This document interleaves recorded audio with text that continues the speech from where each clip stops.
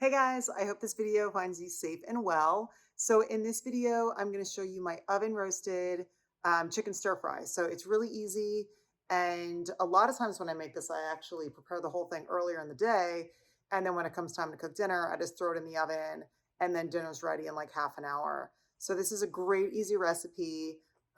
It's usually a family favorite. So I hope you guys like it. Here we go. Before my kids' bath time and bedtime, I prepped my vegetables. I have some cauliflower, broccoli, yellow pepper, some sliced onion, got some carrots and the broccoli stalk there. So I got all this prep before I put my kids down because now that I'm getting dinner ready, it'll make things a lot easier. I also prepped my chicken and I cut it into little slices. And I have my brown rice already cooked, which saves me like 50 minutes of cook time, 50 time of cook time. So that's done, which is great. Now we're gonna put all the sauce on, get it all mixed up, and get it on a baking tray. So I have my oven preheating to 425. The other thing too is sometimes when I make this, because I make this a lot, I'll actually pre-mix everything and just have it all sitting in this bowl in the fridge. So all I have to do is throw it on a pan and put it in the oven. So here's my chicken. I'm gonna sprinkle it with a little bit of cornstarch. Cornstarch is kind of the secret weapon when you're using these kinds of ingredients. Salts. I'm just gonna mix that up. And you want each piece coated. That should be good. Okay, great. Do the garlic now. These cloves are really big, so I'm just using 2.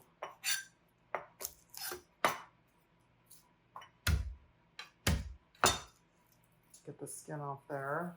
So this is just how I was taught to mince garlic. Everyone has a different technique.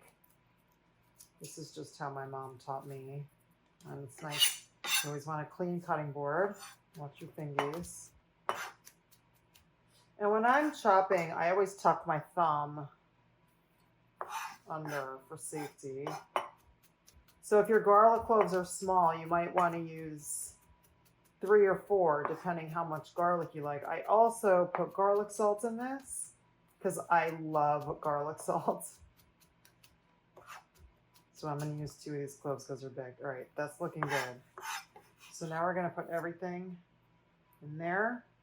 And I'm going to get my gloves back on because we're going to mix everything together soon. Okay, so now we're going to get our sauce going and we're going to put this all together. So my oven's heating up to 425. Cornstarch on the chicken with a little bit of salt. Also, now that I have clean gloves, I'm going to add some pepper as well. So salt and pepper on the chicken.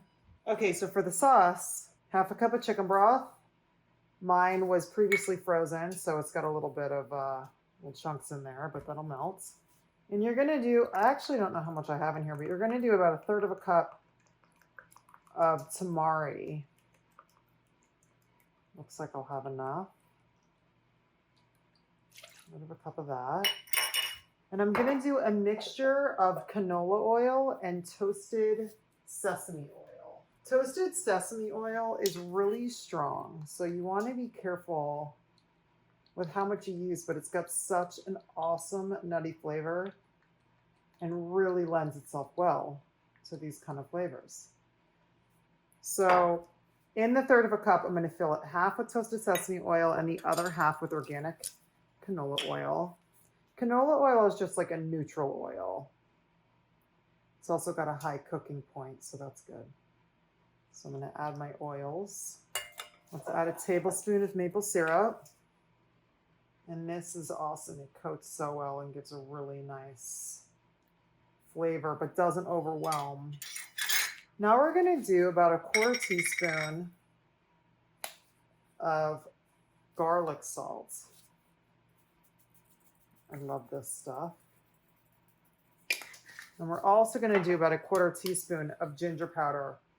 Oh my gosh, that smells so good. I love ginger powder. Okay, that's good. A little bit goes a long way. I love umi plum vinegar, but I'm in a different house than my own right now, so I don't have any right now. But I do have some organic rice vinegar, so I'll use that instead of my umi plum. Then we're gonna mix this up. And we're gonna coat the chicken.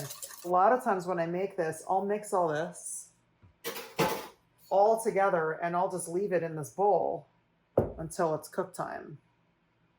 So pour this all in. Got the chicken in there. Again, I like wearing gloves, so now I can just put it all together. Make sure everything's coated. And with the gloves, you can really kind of massage. I mean, you don't have to wear gloves at all, but you can just kind of makes it easier to massage all the sauce on there.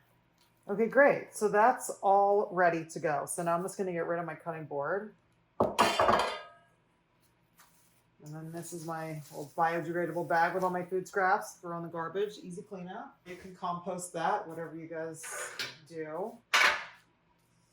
So now we're just gonna dump this straight onto this pan. And you want it to be in a single layer. That looks awesome. You guys, this recipe is so yummy and so easy. Okay, great. Make sure it's all flat. Then we're going to pop this in the oven. I'm going to set a timer for 30 minutes. So I'm going to check it after half an hour. But halfway through, you want to give it a stir to make sure everything is cooking evenly and that sauce is moving around. Look at how beautiful that is. All right, let's pop it in the oven. Okay, guys, it's the halfway point. Whoa, that looks awesome. So I'm going to stir it up and put it back in for another 15 minutes. So while that's cooking in the oven, I'm going to reheat some of my rice. So I always make a double batch of rice because I'm going to use some for dinner. The rest I'll use tomorrow. So I'm just going to pull enough out that I'm going to use for dinner.